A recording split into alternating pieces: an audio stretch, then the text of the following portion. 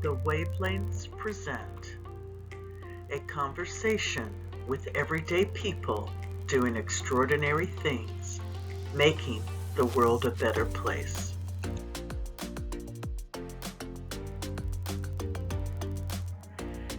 Meet Clementina Angeli, known as Tina. She's a psychic, a medium, and an energy healer. When she was young, she experienced a life-transforming event, and as she grew and became an adult, she experienced 2 near-death experiences. She converses with spirit, angels, and guides, teaches classes in metaphysics, past life regression, and inner growth, leads a monthly meditation and channeling group, works with clients individually and in small groups, and is director of the S.O.U.L Center in Granby, Connecticut.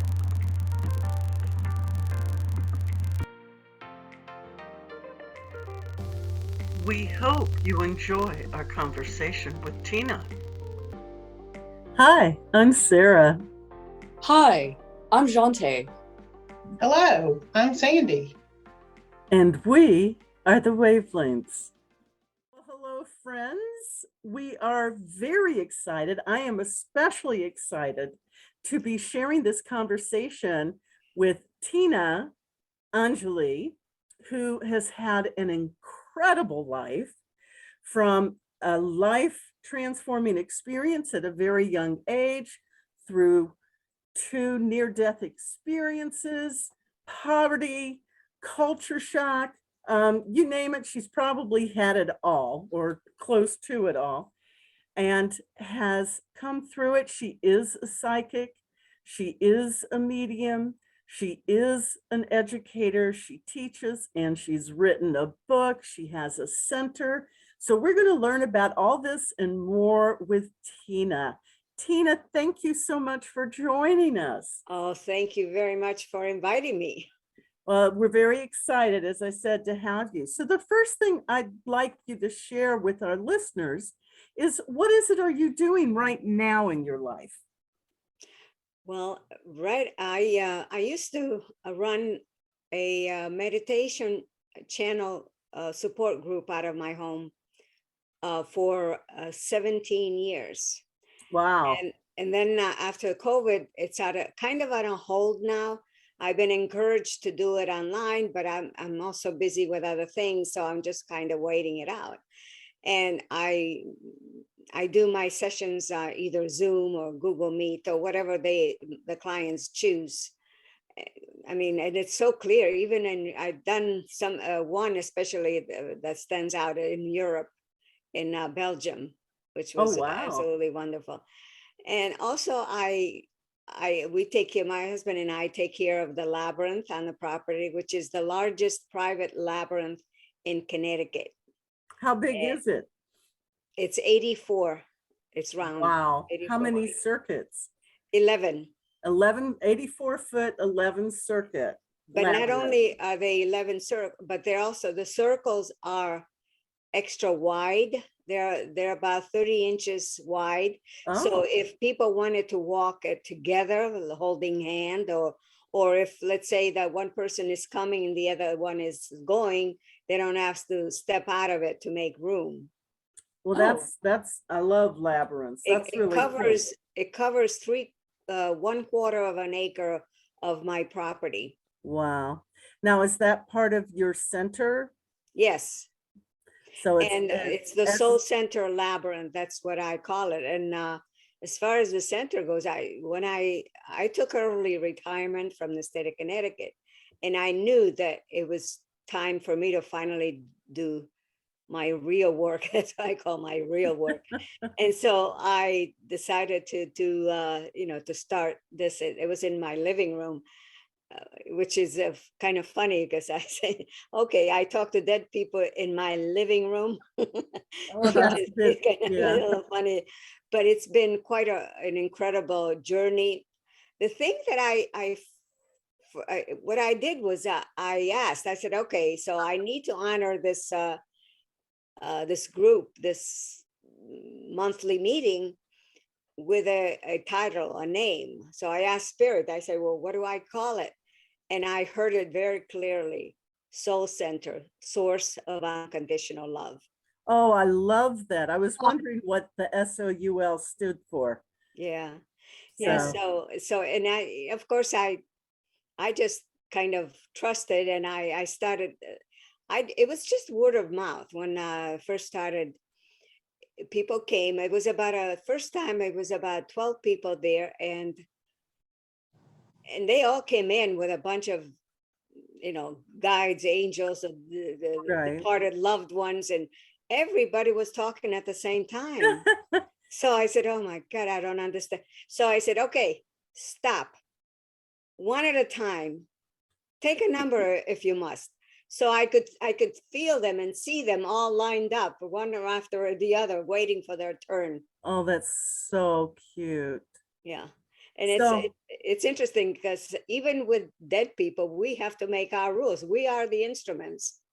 that makes sense. That Yeah. makes sense. It reminds me of the scene from Ghost with Whoopi Goldberg and all the Yes, people in the room. Yeah. that was a great movie. So, would you share with us, and by the way, happy birthday. Thank you. Thank you. My ageless It's birthday. wonderful to see youth blessing you. Thank you. How did all this start? How did you get to here? What's the storyline there? And I know So, you got to go back to a young age. yeah, I was born in Italy, and when I was 2 years old, I had a 1-year-old sister. Her name was Teresa, and she had some kind of childhood disease, and basically she died. She died at the age of 1 because there was medication was available, but somehow, whether it was out of ignorance or whatever, my parents did not get the medicine. And in those days, they didn't have shots for children, babies Right. and all that. So she died, and my father would always, his way of dealing with this was to get drunk and then come home and cry about her beautiful Teresa that died, and it kind of, I was being blamed. Of course, in my book, I speak, I say more details about the whole thing, but I was made to feel like I was somehow responsible for her death. Mm, And so I was I was basically also emotionally abandoned. mm. And I don't remember the exact date, but I do remember that right after my sister died, every time I would go to bed, after my parents fell asleep, because we were poor, so we were all sleeping in one room. And I would see this beautiful lady. I called her my beautiful lady. She would appear in the room and just float around. And she had a veil-like outfit, no wings. So I used to call her my beautiful lady, and I would always look forward to her. She had beautiful black curly hair. Her eyes were so incredibly capturing. They captured my attention. And I remember she would float on top of my bed, and I remember so vividly the soles of her feet. Oh, And so every night this would happen. Sometimes she'd come in and hide behind a piece of furniture, and she'd say, peekaboo. oh, So this is, I guess she was like a personal babysitter. And I looked so forward to that.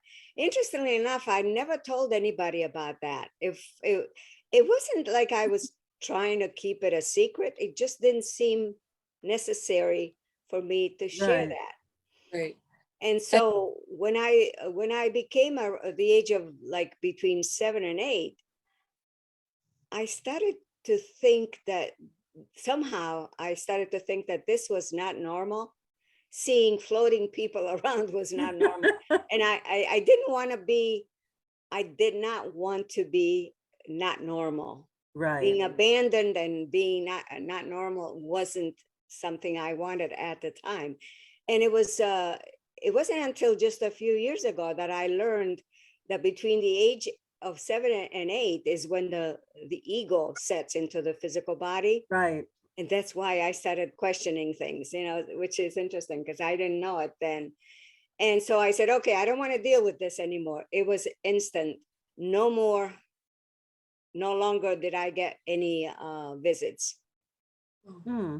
until about 26, 27 years ago, right here on my property, I saw it's the cover page of my book. I saw the most amazing large angel with wings that were so immense. They reached out all the way to this one, reached all the way to the street. The other one was all the way up to the north side of the property.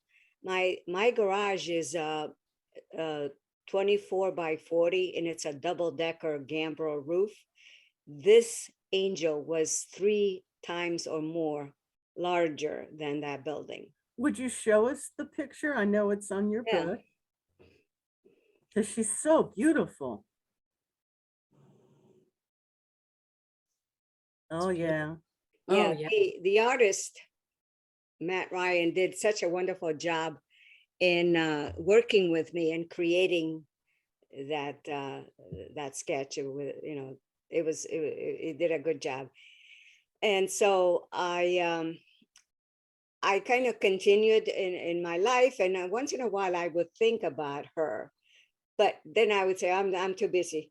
At times, after I got married and I had the 2 kids, the 2 daughters, I would say, okay, I don't have time to talk right now, but if you can help me, I would appreciate that. Thank you. Mm-hmm.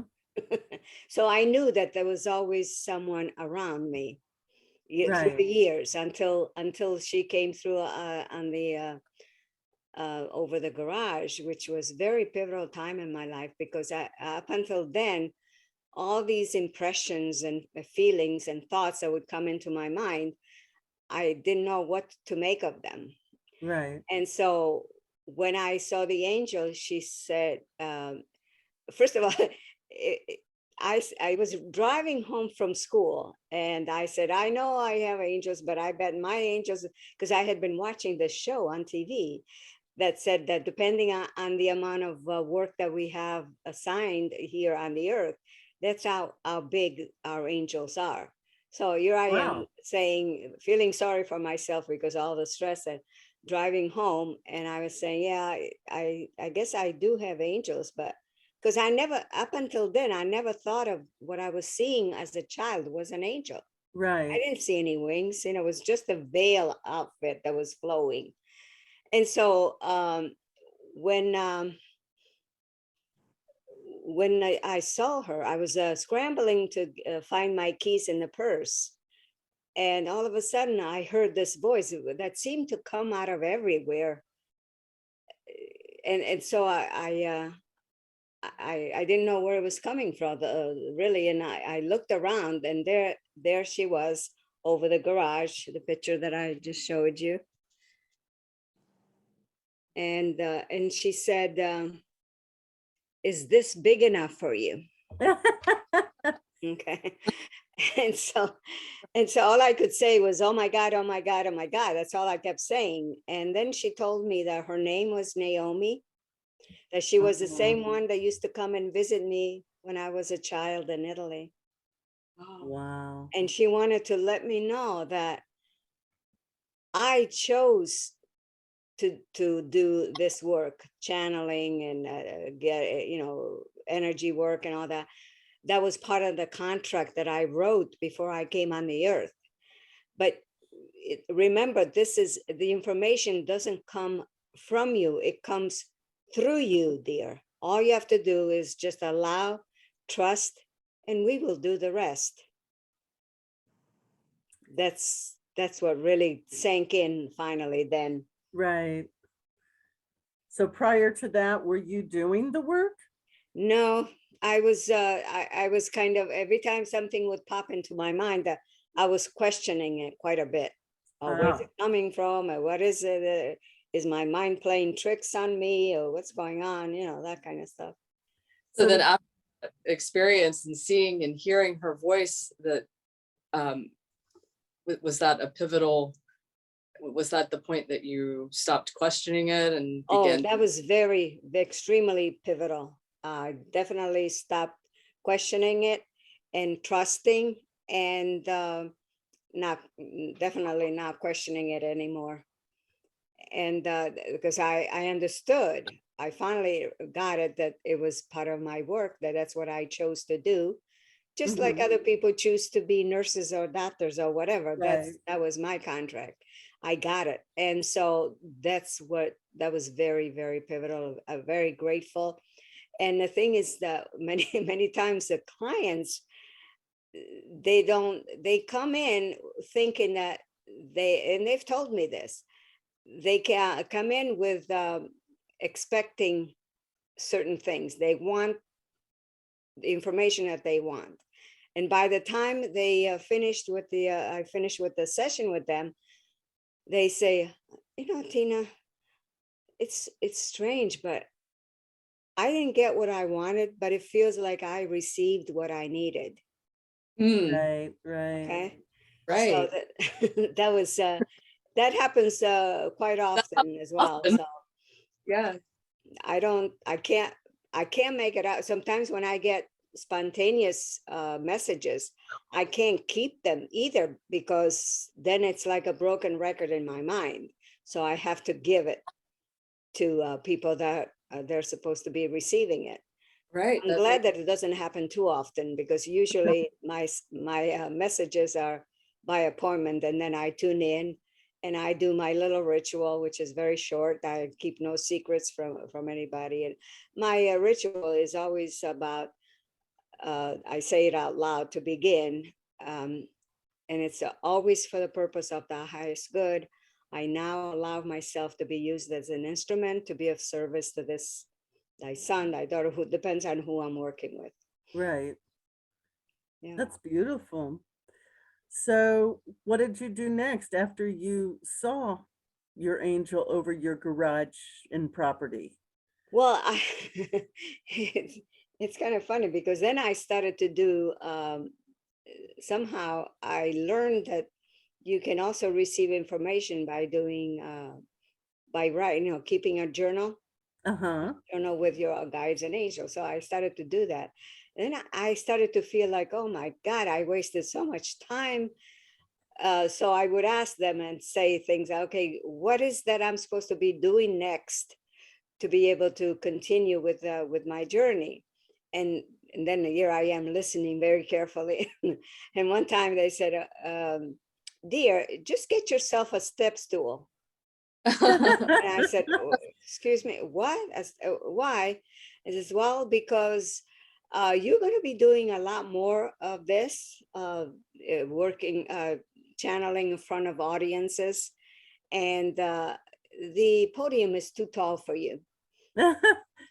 Okay, so that was their way of telling me to just cool it.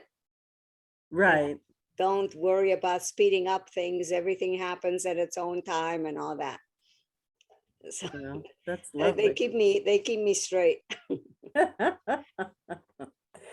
So with COVID and everything, are you, it sounds like you're still able to, I guess, see in quotes, clients, work with clients?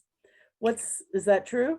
Yeah, I have done a few sessions by the waterfall in the summertime in person. Okay. But usually I do it by either Zoom or Google Meet or whatever method that they prefer. So But what the session with you like? How would you describe? I'm sure, I know each one is unique to the client, but just in general, what is involved?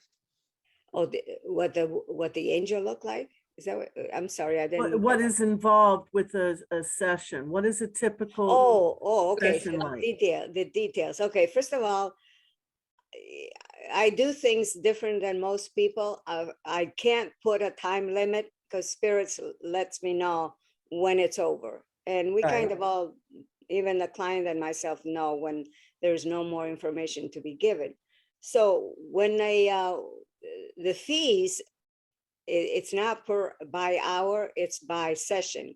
It could last an hour and a half, it could last 2 hours, sometimes even more, even longer than that. And I asked clients to show me pictures of people that they want to ask about, because I do read faces, and then just have some questions available if they feel like they have them, and then just allow themselves to be receiving. Basically, that's as simple as that. And I receive the information I hear it, I see it, and I feel it. And when I see it and I close my eyes, it means that I see it even more clearer, Ah, because the third eye takes over. right, Oh. right. Yeah. So I don't know, did I ask- Shantae's going to learn how to do that too, because technically she's blind, but she sees a lot with that third eye. Okay. Very good. So did I answer your question, hon? Yes, yes. Very I just good. Does Well, that and- bring up another question? in the summertime in person, you do sessions at the waterfall, so I'm sure that adds even more layers to it. And so You know, it's funny because it doesn't matter whether it's on a phone, online, or in person. oh, The of course. information is there to be accessed. Only- Like when I did that session for the woman in Belgium, she might as well have been in the next room. It was so clear. For Right. an hour and a half, I channeled her husband that had crossed over a couple of months earlier. And then, of course, what comes through me, I never know, you know, whether it's something that it's helping them or not. But when I hear the feedback, that's when I know how much it's been helpful. for them. Helpful. Yeah. So that's mediumship, right? I believe Doing that's that what's work. considered. Do you also do other kinds of readings that aren't related to those who cross over? Well, I've done past life regressions, but it's interesting because sometimes it's a blending. When I do a session, it's not always just mediumship. They talk about present, past, and future, and possibilities. Nothing is written in stones. You know, they just give possibilities, and also energy work. They use me as an instrument, and I've not taken any kind of training for any kind of healing work like Reiki or any other kind of thing. I just trust and allow myself to be used as an instrument to give whatever, and I know that the energy is being received when I do this, because my fingertips, they kind of tingle, they vibrate. Uh-huh. And it doesn't matter whether it's in person or long distance. Right, right. Because I know, well, that's the case with also when I do energy work, long distance or in person. It's yes, I understand what you're Yeah. right. It's just a matter of trusting. You know, Trusting. energy travels no matter where. No matter what time or place. Yeah. Yeah, that's actually being proven in quantum physics. Oh, that's good. So, well, and that's what happens is we do it and we're called magic, sometimes positively, sometimes negatively. And then over time, science catches up and goes, Yeah. oh, it's not magic, it's love, or it's this, or it's that, right? Hey, magic is magic. It's Call it what you perspective. want. Right, exactly. So do you have you also teach classes, or you were? I was, but if Hopefully you'll do that again. What I kind of classes? tell people, I let people know all the time that if they have any questions, I'm here for them, whether they want to talk about the book or whether they want to talk about healing work or anything else, that I'm there. And also through doing this self-publishing of my book, I've learned so much along the way, and on what to do, what not to do, And so it's been quite enlightening, and I like to share that part as well. Yes, would you share with us about your book and the journey of writing it and just anything that comes? It was very interesting because after my 4 granddaughters began to start being born, it's like there are 4 granddaughters, and they're all so close in age. I have one that's going to be 19 soon, and the other one is going to be 18 in October. And then another one, the other two, the cousins, they're 15, just a couple of months apart from each other. So my intention was to create a little booklet of my life as an Italian American woman, and I wanted to give it to them as a gift, because I hear it so many times. Somebody hears that I'm Italian. Oh, my grandmother was born in Italy, but I don't know where. And I didn't want that to happen to my grandchildren. I wanted them to know exactly where I was born. Okay. And so that was the beginning of the whole thing. So I started to do little stories about that, and then I added more to it, like the story of the angel over the garage, and I added that, and I said, there's enough information here for me to be able to write a book. And then of course, after I had my near-death experiences, when I drowned at the lake, and then of course in 2012 when I called that in my book, that chapter is called The Miracle Car Crash, when I actually died at the car crash. Right. And then came out without a scratch. Yeah. That is It a was just miracle. black and blue marks. I got hit by an SUV. I had a very small car, a Hyundai, tiny car. It's definitely a miracle. You should have seen that car. It was totaled. And I just had black and blue marks on my body, which I took care of with arnica. Right. Yeah. Right. Yeah. Those miracles are amazing. So it's And again another plug for the book, because your life story is so very interesting. Oh, thank you. Thank you very And much. it is a nice size book. So definitely I mean, if anyone's curious, and we will have where they can purchase a electronic version. But they Yes. can also, I guess, contact you to get a hardback if they want that. Well, that's done for the paperback. It's done through my website. Oh, okay. So And we there's a have your PayPal website. option. And then when I received that email with the information, that's when I go to the post office and send Right, it. and send it. Okay. So we'll have that information at the end of our conversation today. Thank you. But Thank you. I also, since you're doing sessions with people, how do people go about getting sessions from you?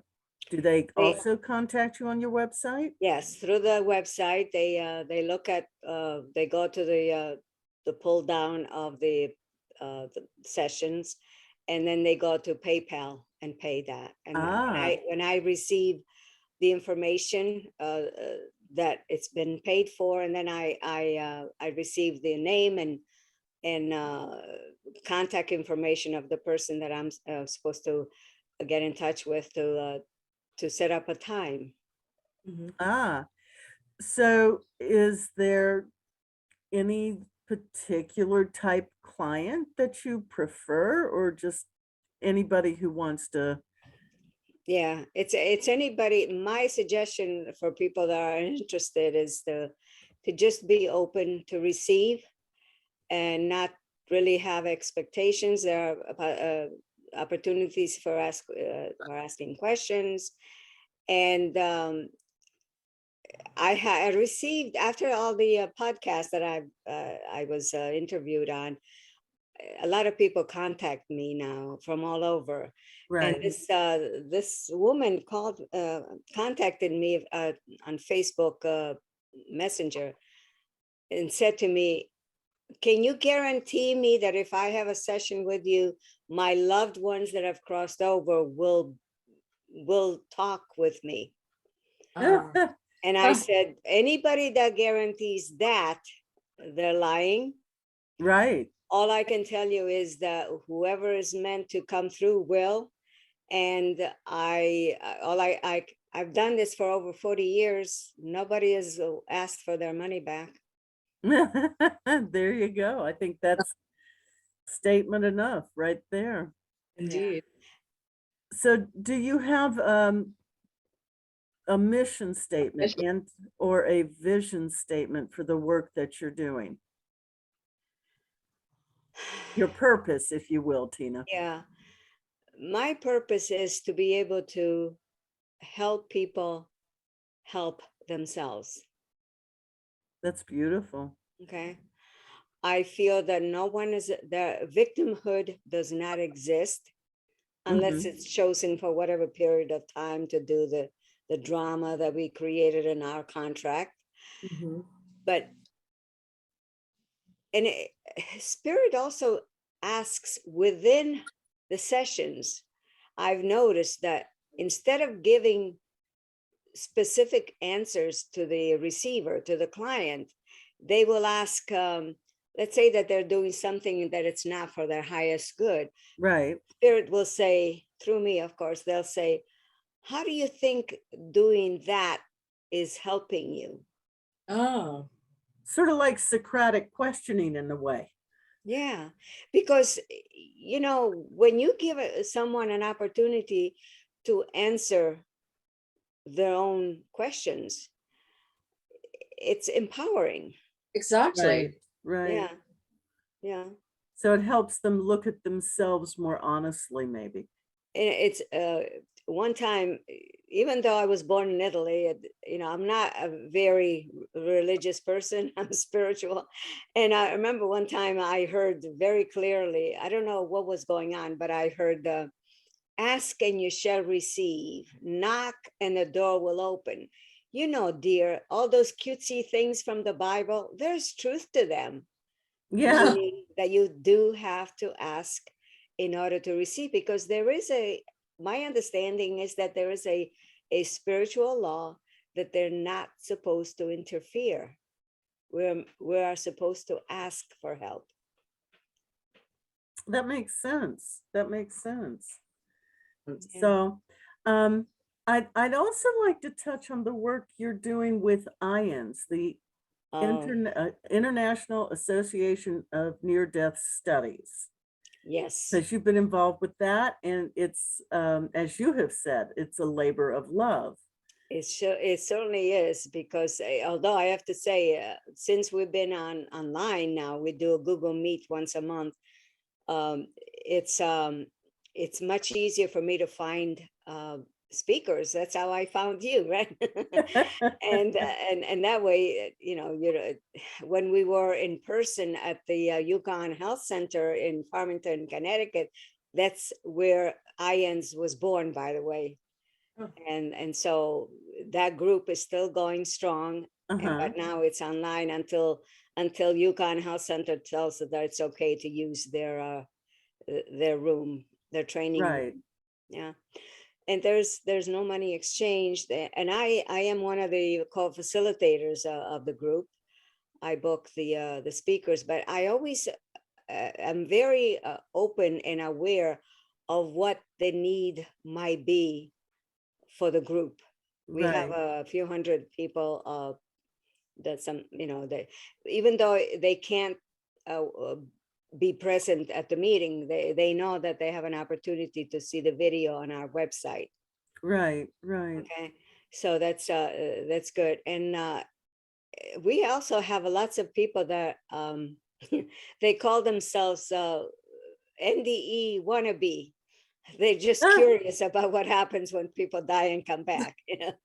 So that's right. Well, of course, one of the gifts that I experienced with an NDE is that there's no fear of dying, because the only thing that happens really is that our energy changes form. Yes. At least that's how I always defined it. Yeah, So, that's a theme. People are no longer afraid of death. right. And what's interesting, we have a few people now that are doing interviews with, even though they never had a near death, they do interviews with people that have had near death experience. Our next speaker, David from Texas, is going to be our speaker on the 14th. Right. I'm so sorry to be missing that.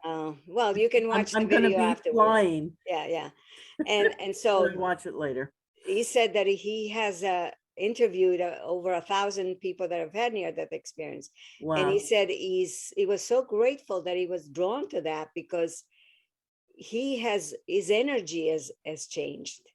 He Oh, says wow. he feels that he has absorbed some of the energy brought back from us. That's interesting. I hope what he's absorbed, and I put the word in quotes technically, even though you can't see them, Yeah. is the unconditional love that it seems all of us, at least everybody I've met with an NDE or transformational experience, come back with this desire to fully encompass that for ourselves, as well as share that with everyone else that we It's all about love. It is all about love. And that's why I love the name of your soul center. The source of unconditional love. Source of Source of unconditional love. unconditional love. That's what they gave me, because I asked to give me a title or a name for my group, and they did. That's beautiful. So let me think, could you tell us more? Because we talked a little bit about the labyrinth, but even with COVID, when it's warm, people can come visit the property. Is that correct? Yes, that's So true. could you tell us more about the property? Because I know you have more than this huge labyrinth. Well, the property is just a residential property with 1.5 acres of land and this big garage, which my husband loves because he does old cars and that's what he uses it for. So, but the labyrinth, I had the vision of making it, having it done. I paid somebody to do it, and with wood chips, because I Oh, wanted to keep it, rustic, right. country setting and all that. And the stone, I have 14 tons of rocks that make the 11 circles. Wow.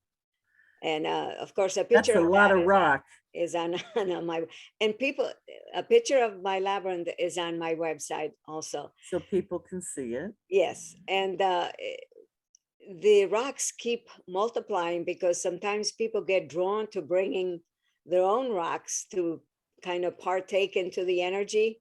Uh-huh. Yeah, so I always find different things in there. I even found a Saint Joseph statue, which tells me that somebody must have sold the house and they wanted to bring the Saint Joseph in gratitude to the labyrinth. So you have all different types of rock in the Yes. It's wonderful. And sometimes people get drawn to certain rocks and they stay there, or they kneel around it and they put their hands on them and absorb the energy. So it must mean something to them. Yeah. I had a gentleman who came, he lives here in Connecticut, and he had a near-death experience. He also canceled cancer in his body, and he wrote a book as well. He and his wife came finally to walk the labyrinth, and she just did her thing, very focused, walked the labyrinth, and came and sat with us at the waterfall. But he was still standing on one area of the labyrinth, not doing anything. So finally, when he was finished, he came and sat with us, and he said, "Well, I met over there." So remember what I was standing?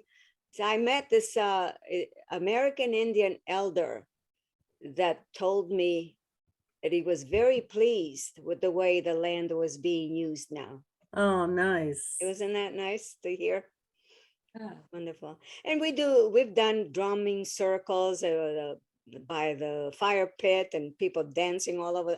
It's been a wonderful thing. Right now, we're just taking a break. I just allow people to come and walk the labyrinth.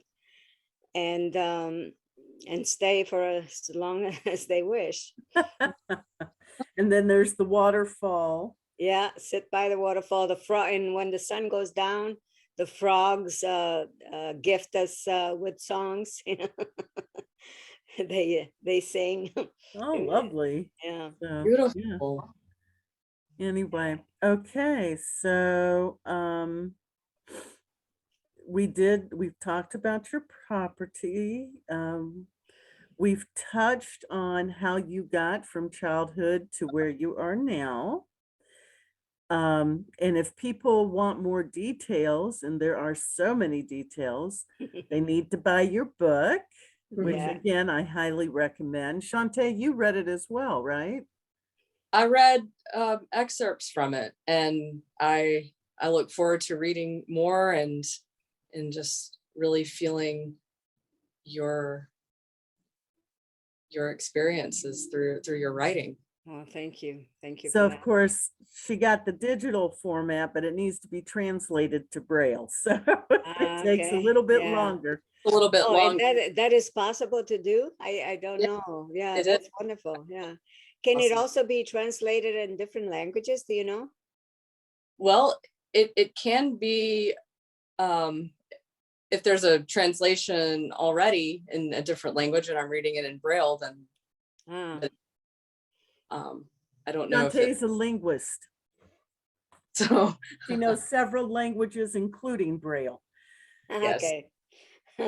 Yeah, but that's good. That's why it was so, because after these interviews, people from out of the country were contacting me wanting to purchase the book, and this shipping it was now it's only like $3 because it's the in the United States. But if you need to ship it out of the US, it's more expensive than the book.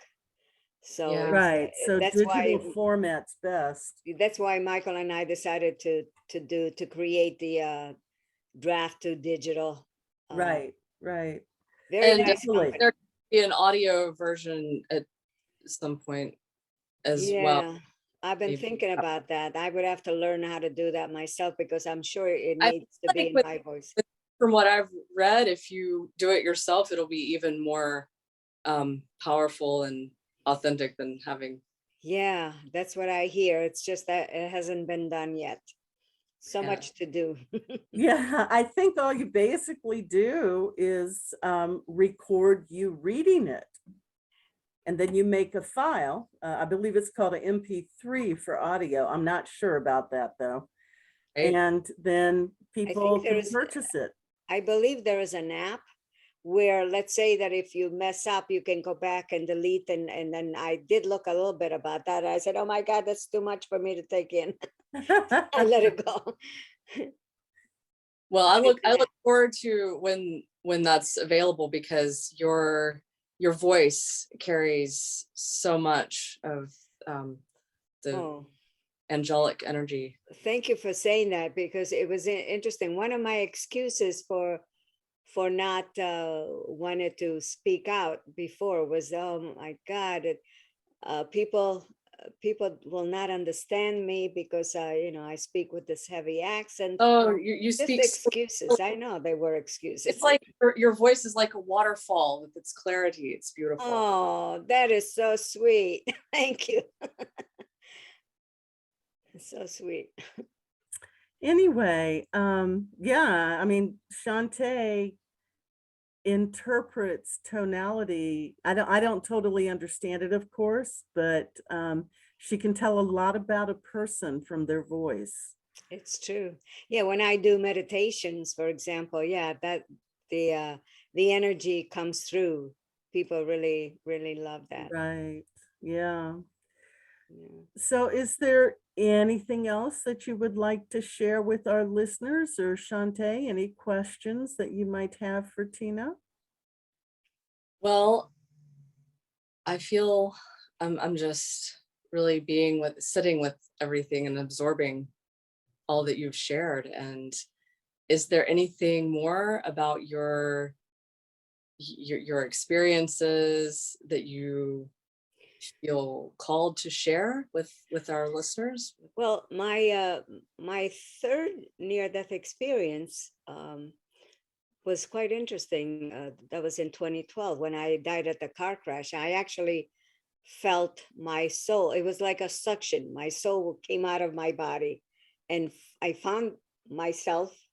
I knew that I was still in the car. My body was still in the car, but I found myself in this space where it was surrounded by this most incredible white light.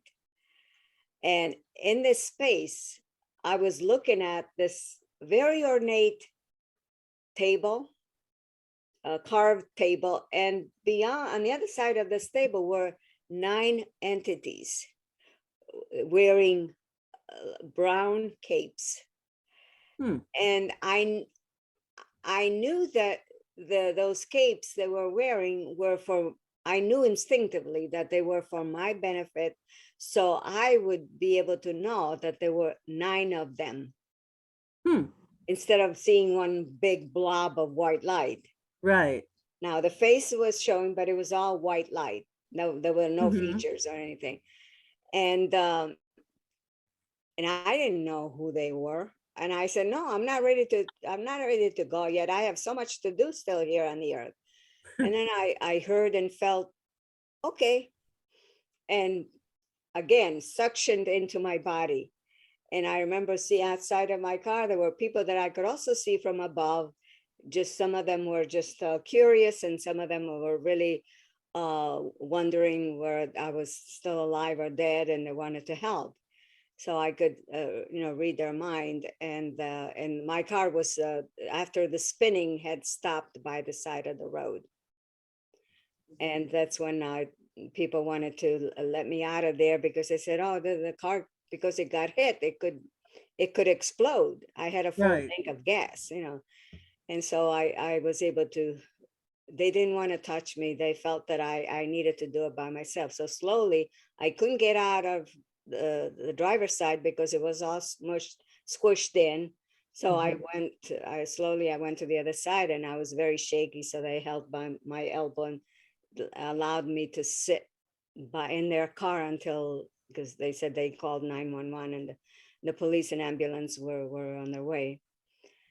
But what was, as I was healing through the months, because 6 months after this happened, I ended up doing a session.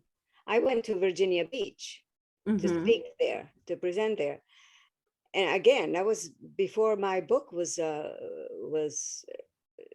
it took me 10 years to finish this book. So when I had my third near-death experience, it was more material for my book. And so it was, so I kept thinking, who were those 9 entities? I felt so much love from them. It felt Mhm. like I would, even though they were away from me, I felt like I was being embraced by them with this most incredible unconditional love. And so I kept saying, who are they? Who are they? One time, my husband was at work, and I was sitting by the computer because nothing was coming out of me as far as continuing with my book. It was just frozen. And so I felt them, all 9 of them came in very gently, and I heard them say, the book is going to be very helpful for people that are contemplating suicide. Wow. So I'm saying to myself, my God, how can I not finish this book? And so finally, I finished it 10 years later. I finished it, and I self-published because I didn't want the energy to be changed. Right. It was a struggle, but it was done. My engineering husband helped me a lot with the technical stuff, thank God. And so it was done. It was like this feeling of completion, but also it felt like it was coming out of me. Uh-huh. It was like a great feeling that for it to be out of me. And I knew that people were going to get help by the book, because I had been told that many times. Right. Right. So very powerful, very powerful. Very emotional. I'm just so grateful that I was able to put it out there, even though it took 10 years. And sometimes people say, oh, when is your next one? I say, no, book is gonna be this book is gonna be a single child. That's it. When I So, just to put that in context there for you, because you're like 10 years. Wasn't it Margaret Mitchell who wrote Gone with the Wind? Yes, it was. And it took her what, over 20, 30 years before it got published?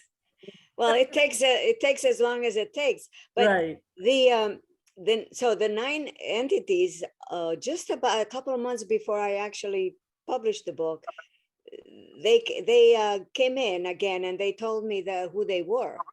Because I said, Oh, how can I write this book and not, people are gonna want to know who you were. So they told me that they're called the Lords of Karma, oh, which Oh. is nothing to do with what we think of karma to be. They're entities, it's a group of entities that work with those of us who are helping others through these earth changes. yeah. I think I mentioned that my fictional series about Atlantis includes the Lords of Karma in there, though Isn't they that didn't something? give me that name. They gave me the name the Guardians, Okay. but not of the galaxy, for those Right. who are sci-fi fans. But yeah, I feel very strongly that that's the same group of energy beings. And I do as well, just from feeling the energy of both.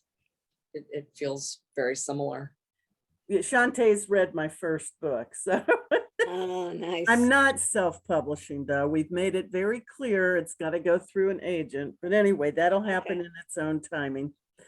But so is there anything else you'd like to share with us? I mean, we could go on for hours, I'm sure, but obviously we need to keep this to where people are well, they're going to be, I'm sure, enticed to buy your book and or contact you for services.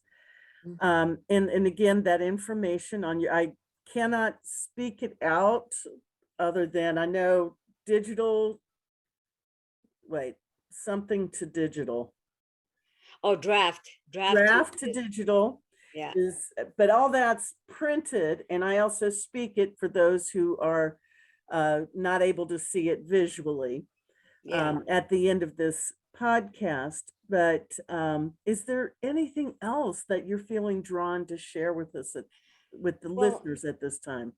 I also, I believe, I believe in on my website, I also put in the last message that I channeled a month after I closed my group here Uh-huh. at my home. I, because of COVID, I didn't have my group anymore, but I, at the same time, the first Thursday of the month, I sat at my computer and wanting to be ready to receive any information that they were willing to give me. It was a full page of what this COVID situation is about. Oh, so people And need to go to actually, your website and the check it out. website, and I was also able to put that one page channeling on my ebook. Oh, Okay, so nice. that's on the end there. And every so often, I also place it on when I feel that it would be helpful. I put it on my Facebook page. Uh-huh. Yeah, and it's all about the little things. What we need to remember is all about how it's not about running all over the place. Sometimes I would see people like look like chickens with their heads cut off, just running all over to try to do Right. so much. And now it's about appreciating the little things in life. Moving more towards gratefulness, maybe. Gratitude, all that, Yeah. and not just and of course nature. Being with nature is so Oh, important. yeah. Nature's very healing. It's my I church. found. Yeah, yeah. And what a good one it is. Yeah. So, well, thank you so very much for Oh, being here with us today. It has been a delight, much too short, I, but you know, thank you for having me. well, thank you. Please get in touch with me anytime if you want to chat or whatever. I feel that we're going to be in touch with each other. It was a great opportunity to meet other soul sisters. Thank you. Well, yes, we do have Shantae's playing around with the idea of moving further northeast. Mm, yes. And if my hips can handle it, because I have arthritis through the hips, yeah. oh joy. Um, if all things fall into place, which I hope they will, then I fully intend to come up, maybe Jante with me if that works out. I absolutely love Oh, that to would be awesome. Labyrinth and meet you. I feel very strongly. The Labyrinth will definitely be more than happy to share its energy with you. Yeah, looking forward to that. So thank you again, Tina. Thank you both. And thank you to all of our listeners. If you have enjoyed this video, please be sure to check out Tina on her website, read her book, but also remember to subscribe so that you know when the next video comes out, because we have amazing people just like Tina who are wanting to share their beauty and their wisdom and their gifts with everyone. So again, thank you, Tina. And thank you, Shantae. We hope you have enjoyed our conversation with Tina Angeli.